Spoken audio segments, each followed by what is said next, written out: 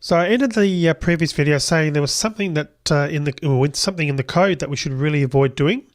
So I'm going to talk about that just in a sec, but I just made a little bit of a typo there, so I'm just going to fix that to log entry to put a B in there so it's spelled correctly. So to see this bad code, we need to actually run the app to see how it behaves, and then we're going to talk about what's actually wrong with it. So the first thing we need to do is actually run the app from scratch. So I'm actually going to uninstall it. So content provider, I'm just going to uninstall it. So we're starting with a clean slate, and we'll actually run it.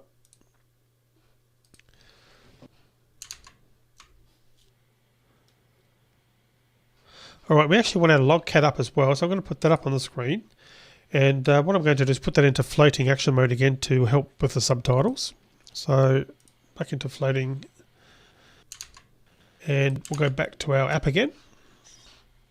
We might just clear that off as well, just so we're starting with a clean slate. Alright, so I'm going to leave the test where we allow access to last, so we don't keep having to install the app more than necessary. So the first test is to see how it behaves when we deny access. So I'm going to click on deny access. Clicking the floating action button now. Pops up the screen correctly, our snack bar with the link to grant access. And this should continue to appear when we click the floating action button. So I'm going to swipe the snack bar away. And actually click it again. And it pops up again, as you can see. And in the logcat you can see that the floating action button's on click method is starting and ending. Alright, so let's see what the grant access link does. So I'm going to click on that. Now the logcat, as you can see there, shows the snack bar's on click method being called, and that calls request permissions. So we get the Android dialog asking for permission to access the contacts. But when I deny access again, we see permission refused in the logcat when our on request permissions result is actually called. So I'm going to do that again. This time I'm going to tick the box so that we're not asked again, then deny the request. So don't ask again, deny request. So now that we've told Android not to ask again, the should show request permission rationale method returns false, or at least it will. So the grant access link in this case, we click it, should take us to our app settings this time. And you can see we've successfully got that coming up, so that's good. And it's that URI that you can see there on the screen. Intent URI is in this case, package com.timberchowker.content provider example. Because we've used that in the together with the action underscore application underscore details underscore setting value that we used in set action, this is enabling Android to open the settings for this app rather than just going to the main settings screen. Now notice also in the logcat that the snack bar's on click method's finished. You can see snack bar on click ends. And you're going to see why that's important in a minute. So I'm going to come back to the app again. I'm going to click on permissions. And I'm going to grant the access, or grant the permission I should say. Once I've done that, I can click the back button a couple of times. And we're back in our app. Now nothing's appeared in the logcat. The logcat hasn't changed at all at this point in time. And what's happened is the app now has the permission it needs, but doesn't know that it has. And you can see that when we actually click on the floating action button again, and noting that the snack bar still appears instead of our contact details. Now if I quit the app and run it again, just stop it and start it again, should work fine. And you can see we went immediately into the contact, and it doesn't ask for the grant or access, or the grant access dialog doesn't pop up again, or the snack bar. But that's not really the best user experience, is it? Like forcing the user to effectively have to close down and restart their app again to get the permission. So why is it actually doing this? Well, let's go back and actually have a look at the code to see what's actually wrong there. And if we go back up to our floating action button, the problem's actually in here. It's actually on line 62. So we've used read underscore contacts underscore granted, the variable to store whether we've access or not, but we didn't actually update that variable after it went into the settings or came back from the settings. And that's why that there was no indication as far as the app was concerned that the permission had been changed. Now I'm not going to say never store state in a variable like we've done here, but I will say think long and hard before doing so. Sometimes it can be necessary, but generally it's much tidier to check the state when you need it rather than storing that state in a field. Now the problem we've got here is that we checked to see if we had access in the onCreate method. Then we set read_contacts_granted to true or false to reflect the state of our access. But then down in the onRequestPermission result, we also set it to true if access is granted after calling the request permissions method. So the app would work after tapping allow in the dialog.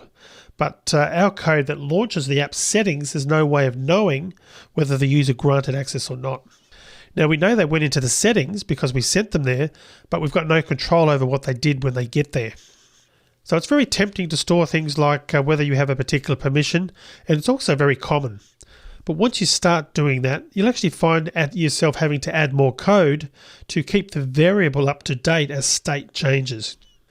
And we saw earlier that the snack bar's onClick method ends while the user is still in the settings, so we don't really have a convenient way to check the permissions again. So a good rule of thumb here is if you want to know the state of your environment, then check it each time you need to know. Don't store the state because you'll then end up struggling to keep your stored value up to date. Alright, so what we're going to do here is we're going to get rid of that read_contacts_granted field first.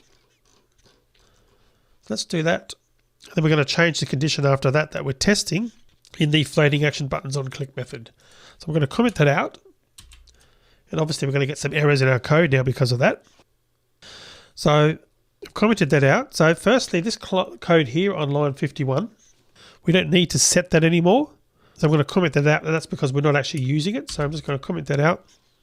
And going down to the onRequestPermission result, we'll do the same there. We're going to actually just comment that out because we're no longer using it.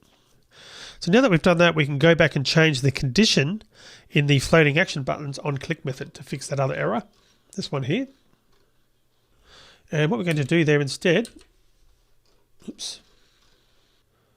I'm going to comment that line out, and then I'm going to add the if. So if, and the code we're going to replace it with is going to be if context compat dot check self permission main activity dot this read_contacts. If that is equal to package manager dot permission granted. So I've replaced the looking at the value of our field, which we've now commented out, and replaced it with a call to check self permission from context compat. That should fix the problem. But I'm going to talk more about that when what we've actually done in a minute. But let's importantly check to see whether this actually works or not. So what we need to do is uninstall the app again and do the same things we did last time and check whether the permission then works when we come back from settings and go back to our app. So I'm going to remove the app again.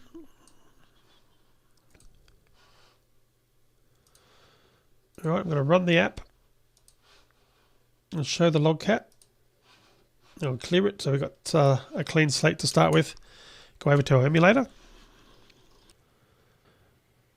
All right, so the first test again is to deny access.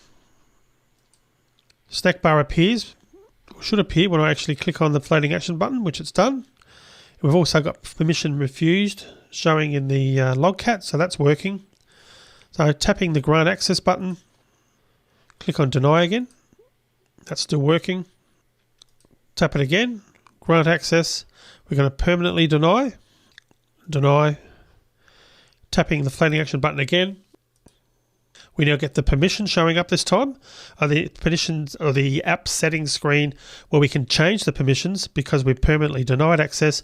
Click on permissions and I can now enable or give that permission. Now importantly, if we go back and back, and if we click on the floating action button again, this time we've now got the correct behavior.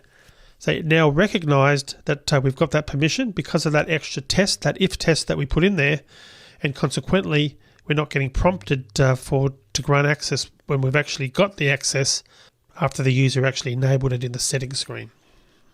So that's pretty cool. And that's really all to do with the line that we added on line 63, which is rechecking the permission instead of checking the state of a variable. All right, so I'm going to finish the video here now. In the next video, I'm going to talk a little bit about tests and how it's a good idea to actually create a test script to make sure you're covering all the possible situations. So let's work on that in the next video.